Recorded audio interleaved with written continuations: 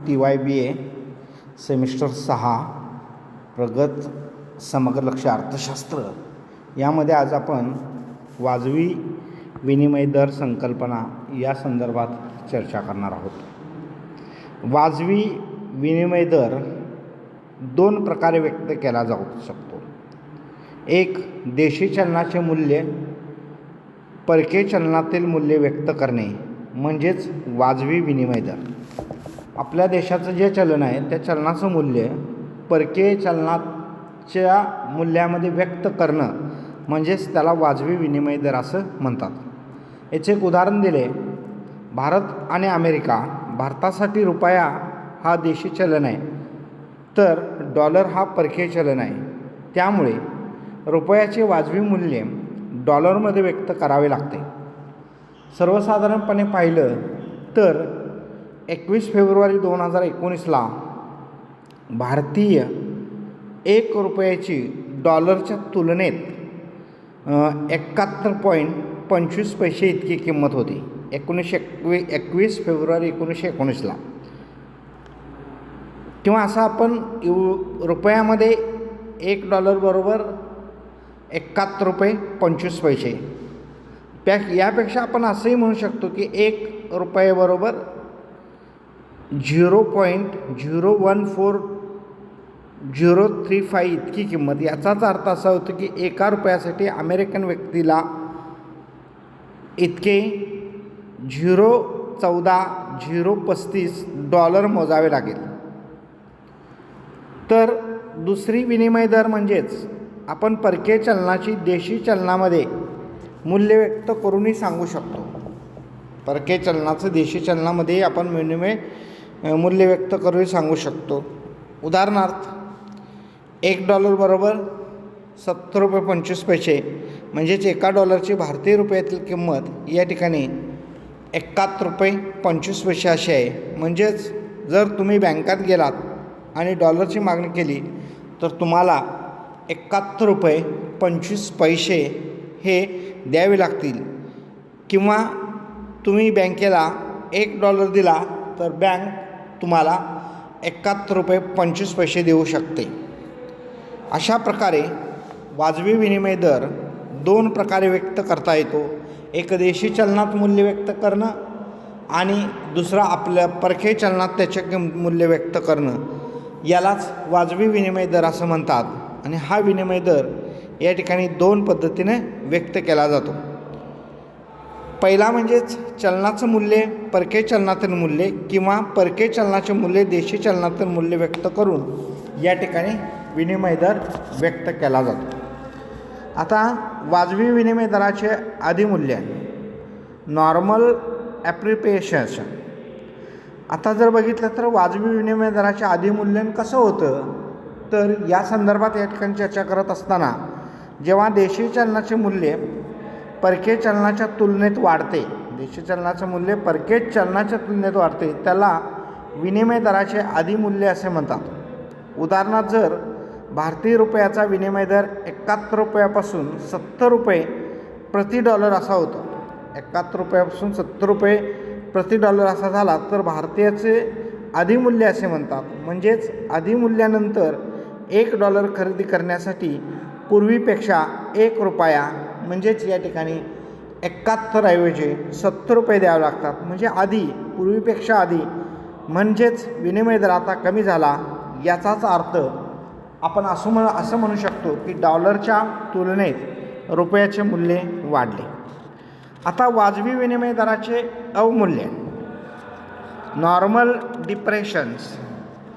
परकीय चलनाच्या तुलनेत देशी चलनाचे मूल्य कमी होणे. परकीय चलनाच्या तुलनेत देशी चलनाचे मूल्य कमी होणे म्हणजेच देशी चलनाचे अवमूल्यन होय. उदाहरणार्थ जेव्हा रुपया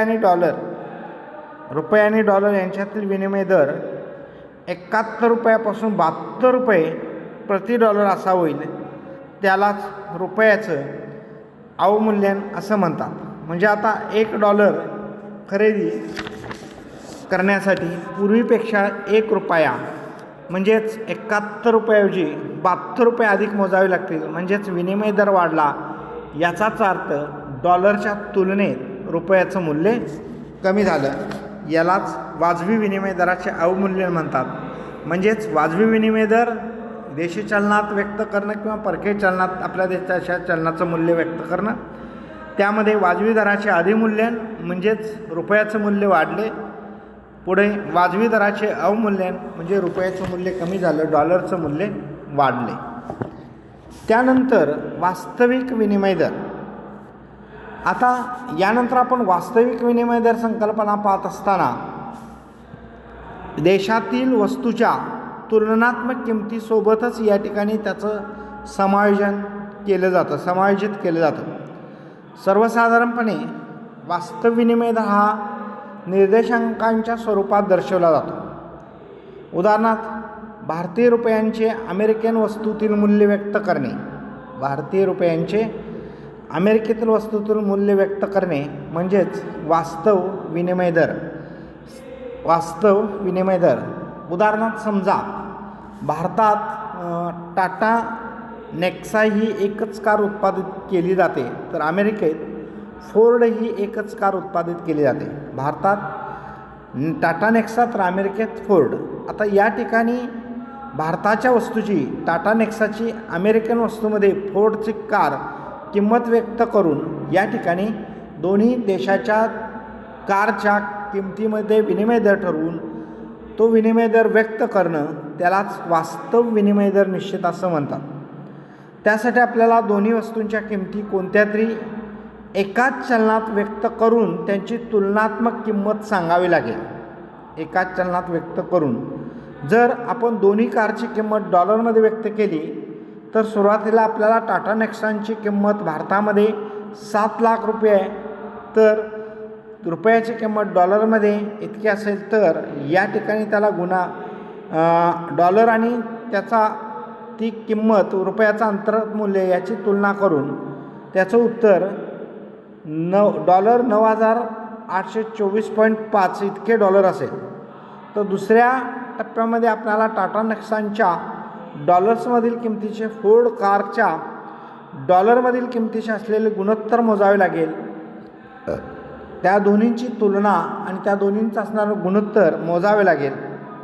समजा अमेरिकन फोर्ड कारची किंमत ही $12,000 आहे, म्हणून टाटा नेक्सॉनची फोर्ड कारच्या तुलनेत किंमत व्यक्त करणं म्हणजेच भारत आणि अमेरिकेतील वास्तव विनिमय दर, त्या दोन देशातील चलनाचा विनिमय दर, त्या दोन देशातील किमतीची या ठिकाणी तुलना करणे, गुणोत्तर करणं, त्यांची मोजावी लागणं आणि अशा पद्धतीनं भारत आणि अमेरिका यांच्यातील वास्तव विनिमय दर या ठिकाणी व्यक्त केला जातो. आणि तो म्हणजेच बरोबर 81 म्हणजेच टाटा नेक्सा ही भारतीय कार अमेरिकन फोर्ड कारच्या तुलनेत 20% स्वस्त आहे. किती टक्के स्वस्त आहे? 20% स्वस्त आहे. कारण डॉलरचं मूल्य हे रुपयापेक्षा जास्त असल्यामुळं त्या ठिकाणी आपल्याला ती कार 20% भारताची कार फोर्ड पुढं 20% स्वस्त वाटते.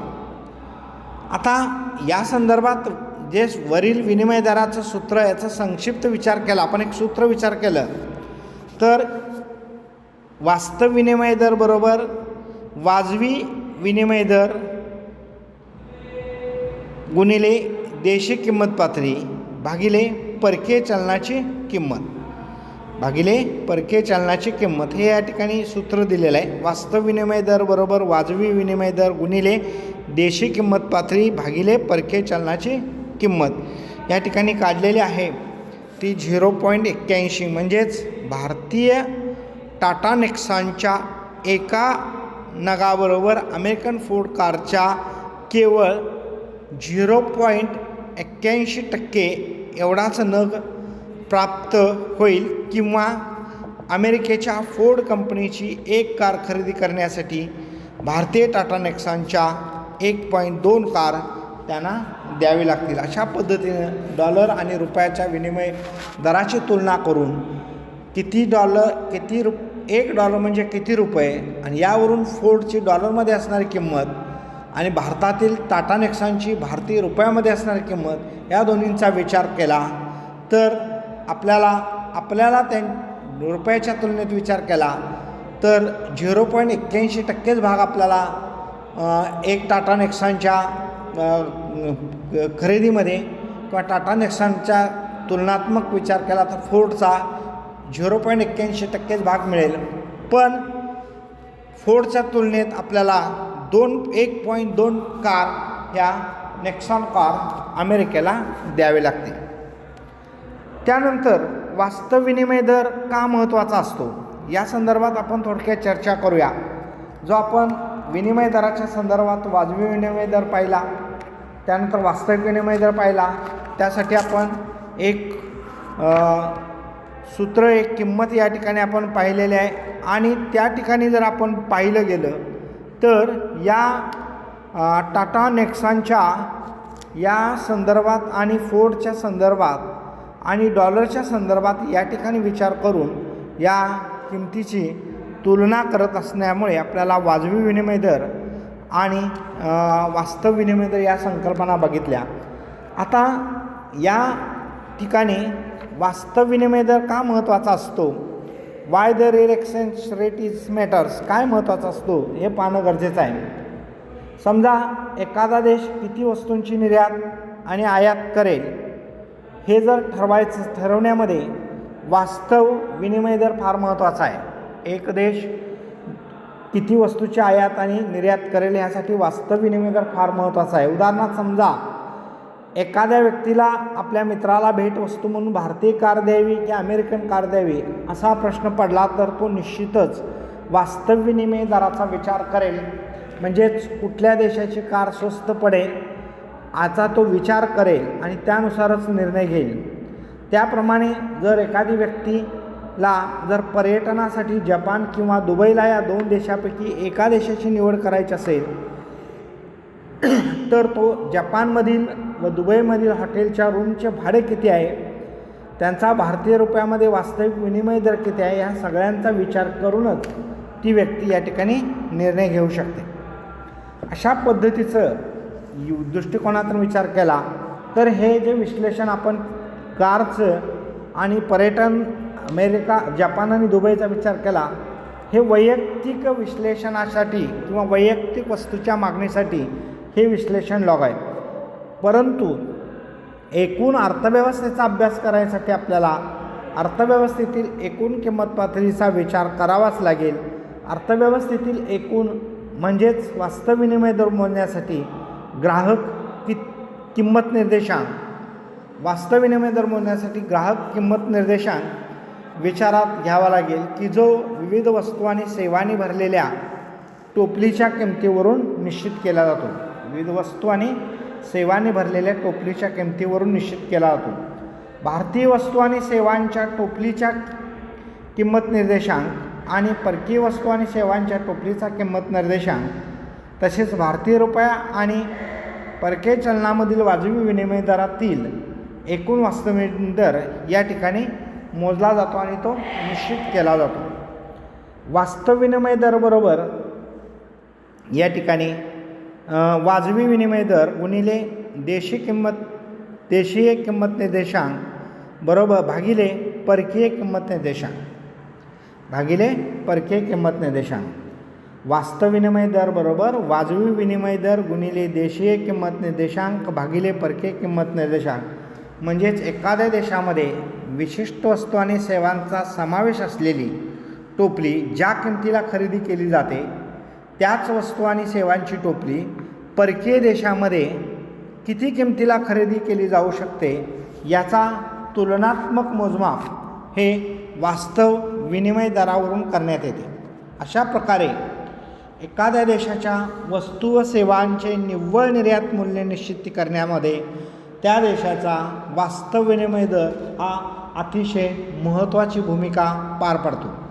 उदाहरणार्थ जर भारतीय रुपयाचे वास्तविक विनिमय दर कमी झाले याचाच अर्थ परकीय वस्तूच्या तुलनेत भारतीय वस्तू स्वस्त आहेत, त्यामुळे देशांतर्गत आणि परकीय बाजारामध्ये भारतीय वस्तू परकीय वस्तूपेक्षा अधिक खरेदी करण्यासाठी ग्राहकांना प्रोत्साहन मिळते.